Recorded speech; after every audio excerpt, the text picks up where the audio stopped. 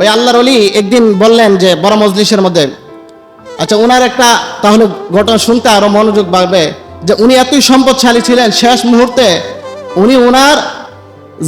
উনি ওনার কাফনের কাপড় কেনার মতো ওনার সম্পদ ছিল না। পরে সুবহানাল্লাহ, যে উনি শেষ মুহূর্তে এত সম্পদশালী ছিলেন, প্রথমে উনি ওনার শেষ মুহূর্তে যে ওনার কাফনের কাপড়টা কিনবে ওই রকম অর্থ তার কাছে ছিল না। তো তিনি একদিন, ওনাকে সবাই আল্লাহর ওলি বলে জানতেন, তো উনি একদিন বড় মজলিসের মধ্যে বললেন এবারকার হজ করতে আমি যাব।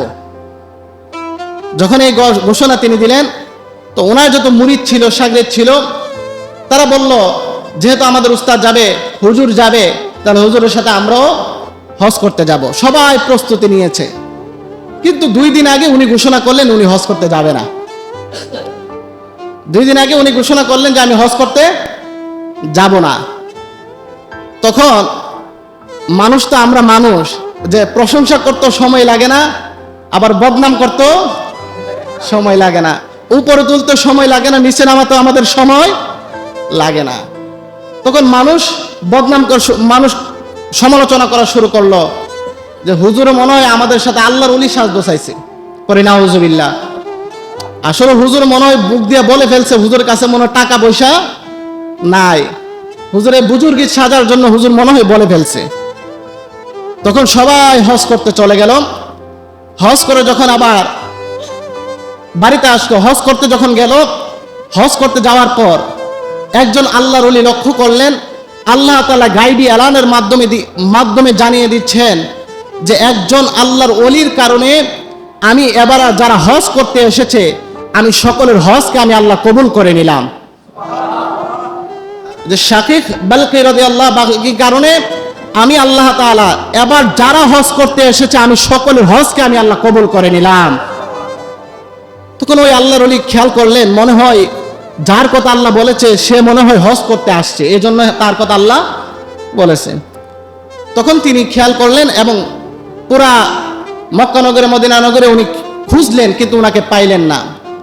হজের সিজন শেষ, হজ শেষ, সবাই হজ শেষ করে বাড়ির মধ্যে যাবেন।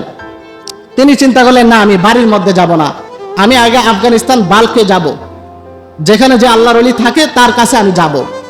এমন কি আমল করেছে যে আমলের জন্য আমাদের হজকে আল্লাহ কবুল করে নিয়েছে। আমি এতদিন ধরে হজ করতেছি, কিন্তু এমন ঘোষণা আমি পাই নাই যে আল্লাহ আমাদের হজ সকলের হজকে কবুল করে নিয়েছে।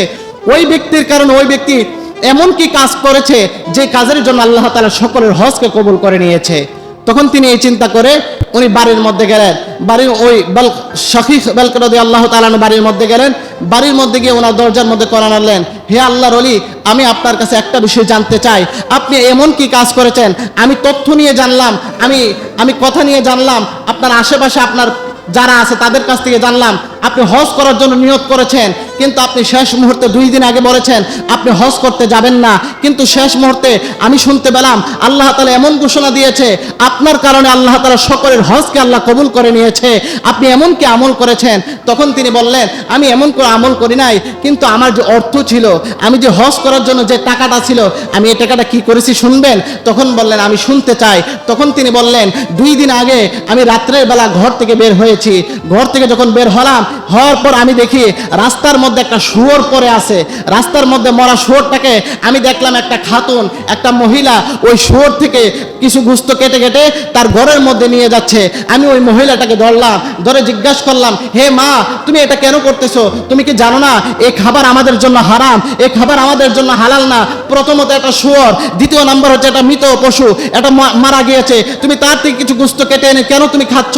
তিনি বললেন যে ওই খাতুন ডাক দিয়ে বলেন, হে আল্লাহর ওলি, হে হুজুর, আজকে অনেক দিন যাবত আমার ঘরের মধ্যে কোনো খাবার নাই, আমার সন্তানের আকুতি মিনতি আমার আর মানে না, আমার সন্তান শুধু কান্নাকাটি করে, আমি চেয়েছিলাম এই মরা গোশত থেকে কিছু গোশত নিয়ে আমার সন্তানদের ক্ষুধা যেন আমি কিছু নিবারণ করতে পারি। সুবহানাল্লাহ। তখন ওই আল্লাহর ওলি ডাক দিয়ে বলেন, হে মা, এই খাবার তো তোমার জন্য হালাল না, এই খাবার তো তোমার জন্য হারাম। ওই ব্যক্তি বললেন, যাও, আমার পকেটের মধ্যে হজের যে টাকা আছে আমি ওইগুলা তোমাকে দান করে দিলাম।